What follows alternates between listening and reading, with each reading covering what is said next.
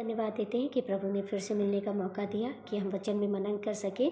तो आइए भाई बहनों, हम वचन में जाने से पहले छोटी सी प्रार्थना करेंगे। धन्यवाद पिता परमेश्वर, हम आपका धन्यवाद देते हैं इस सुंदर समय के लिए, इस सुंदर संगति के लिए प्रभु जी, और हर बात में आदर महिमा आपको देते हैं। वचन में आपकी अगुवाई चाहते हुए पिता, हमारी बुद्धि, हमारा ज्ञान, हमारी समझ नहीं, वरन आपका पवित्र आत्मा अगुवाई करता। इसके लिए धन्यवाद देते हुए ये प्रार्थना आपके बेटे यीशु मसीह के सिले से मांगते हैं, आमीन। प्रिय, आज वचन पढ़ने के लिए निकालेंगे 2 कुरिन्थियों 3 अध्याय, उसका 4 से 6 तक मैं आपके सामने पढ़ूंगी, जहाँ इस प्रकार लिखा है। हम मसीह के द्वारा परमेश्वर पर ऐसा ही भरोसा रखते हैं, यह नहीं कि हम अपने आप से इस योग्य हैं कि अपनी ओर से किसी बात का विचार कर सकें, पर हमारी योग्यता परमेश्वर की ओर से है, जिसने हमें नई वाचा के सेवक होने के योग्य भी किया, शब्द के सेवक नहीं वरन आत्मा के, क्योंकि शब्द मारता है और आत्मा जिलाता है। प्रभु इस वचन के पढ़े और सुने जाने में आशीष है, आमीन। प्रिय, आज का हमारा जो टॉपिक है वो है परमेश्वर की योग्यता में खड़े होना।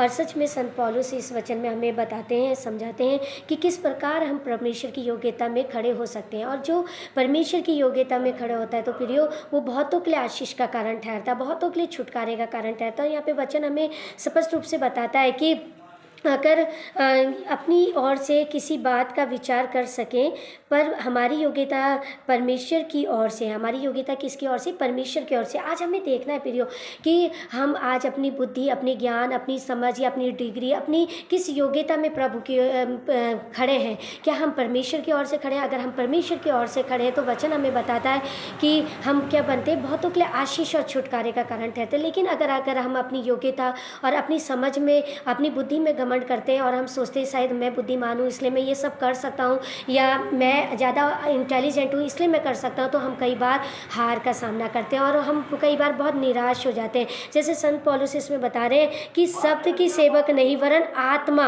है ना, आत्मा, क्योंकि शब्द मारता है और आत्मा क्या करता है? जिलाता है। आत्मा क्या करता है? जिलाता है और बहुतों के लिए आशीष का कारण ठहराता है। प्रियो, आज जरूरी है कि हमें देखना है कि हम किसकी सेवा कर रहे हैं, हम किस प्रकार की सेवा कर रहे हैं। अगर वाकई हमारी योग्यता, हमारी डिग्री, हमारी बुद्धि, हमारी ज्ञान, हमारी समझ में टिकी है तो हम क्या होंगे?